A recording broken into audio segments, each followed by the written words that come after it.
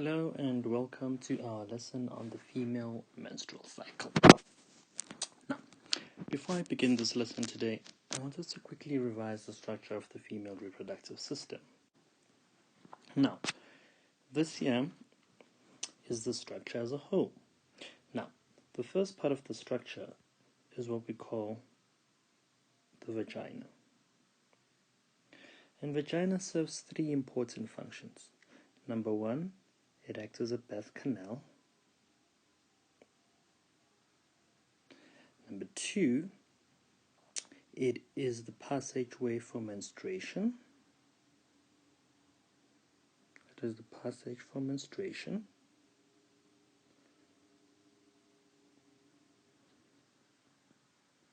And finally, the vagina receives the penis during copulation.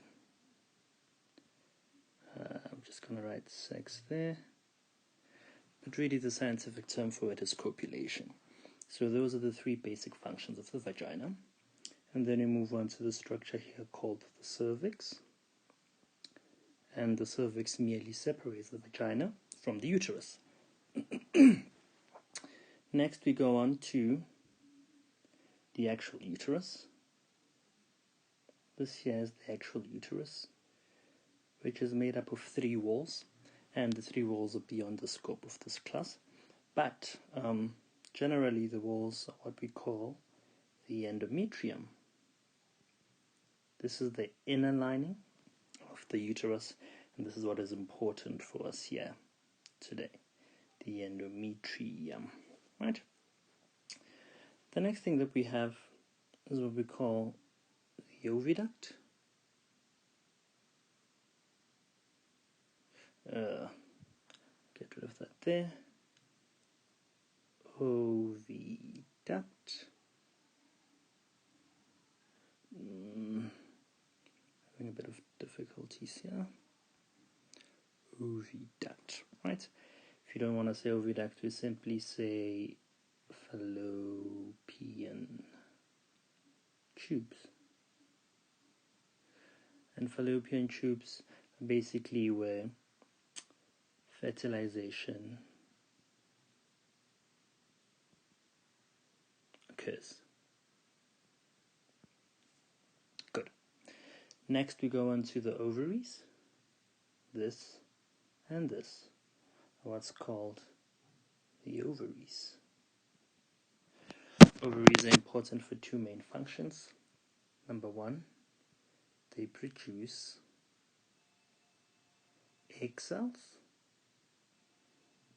Egg cells also called ova. And number two, they produce the female sex hormones.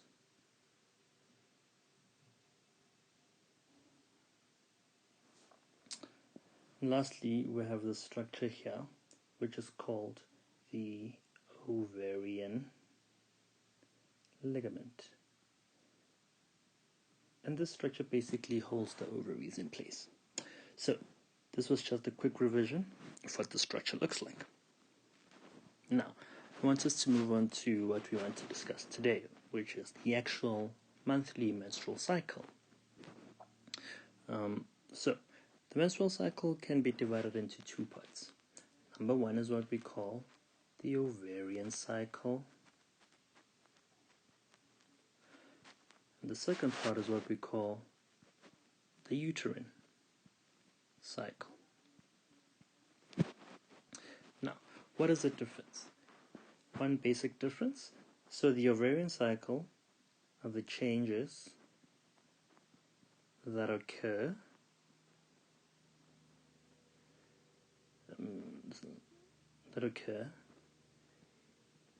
in the ovaries, within the ovaries.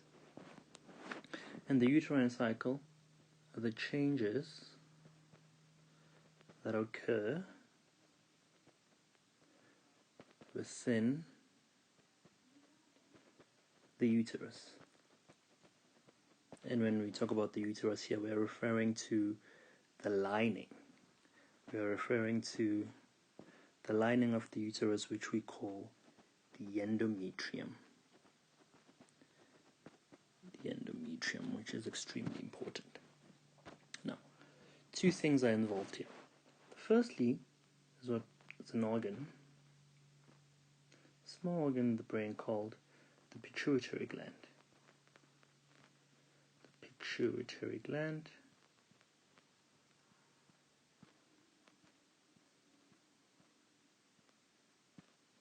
or otherwise called the hypophysis. Right? And the hypophysis is responsible for two hormones, 1 and 2. The first hormone is what we call follicle stimulating hormone, otherwise abbreviated as FSH. The second hormone is what we call luteinizing hormone, abbreviated as LH. And then we have another structure that's involved, obviously.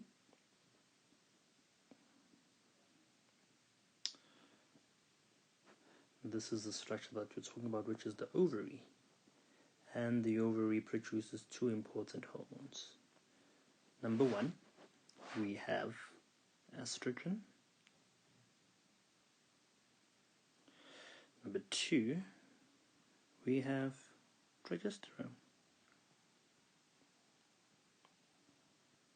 So these two hormones and these two hormones make up all the 4 hormones that are responsible for the monthly menstrual cycle. Good. Now, how does the actual menstrual cycle works? So it's simple. We have here a pituitary gland. Let me find an image for you real quick. This structure here is what's happening within the ovary. This is an actual structure of an ovary.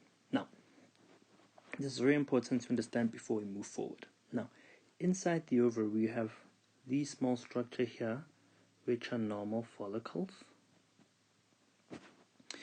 We have this structure here, which is what's then called the Graafian follicle.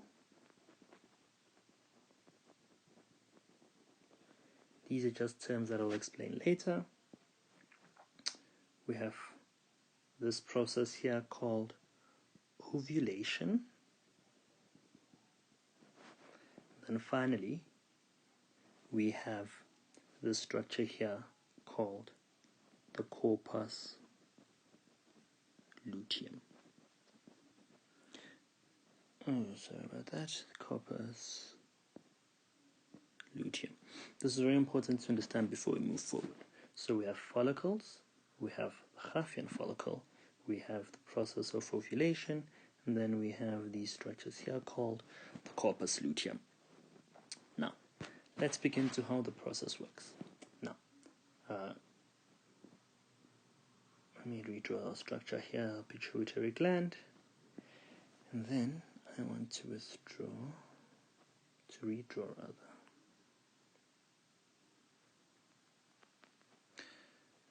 It's not a really accurate structure, but it works. Okay, now, first thing that happens during the menstrual cycle is that our structure here, the pituitary gland, secretes a hormone, and this hormone is what we call FSH. Now, FSH will enter your blood and go to the ovary, and when it gets there, it converts the small follicles. Remember this here? Remember this structure here? It converts the follicle into a structure called the Graafian follicle. This one that I'm drawing here. And within the Graafian follicle, this dot inside is what we call an ovum, or an egg cell if you like. And then what happens? And then this structure here, called the Graafian follicle,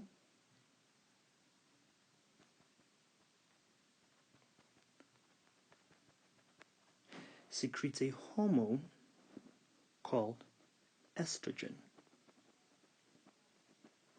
So, FSH comes from the pituitary gland and goes to the ovary, where it converts a follicle into a Graafian follicle.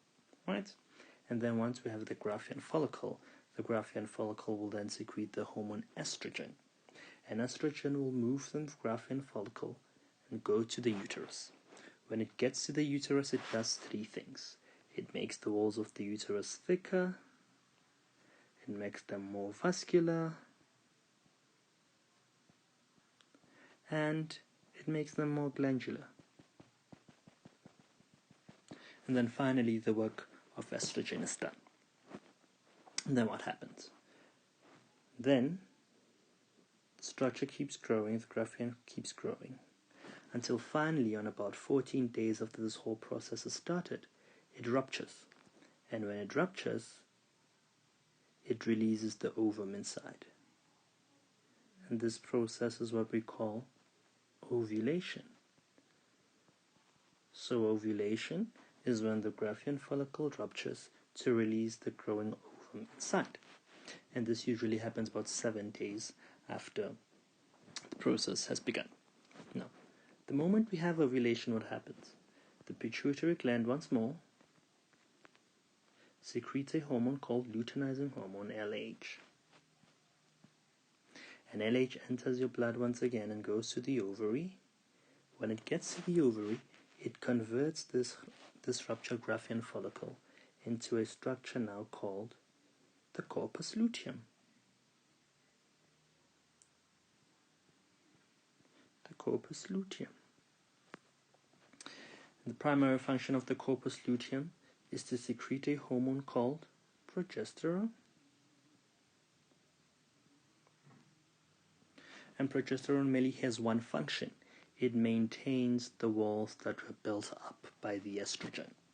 So estrogen builds up the wall, but progesterone ensures that the walls remain thick. Progesterone is also known as the hormone that maintains pregnancy. That maintains pregnancy.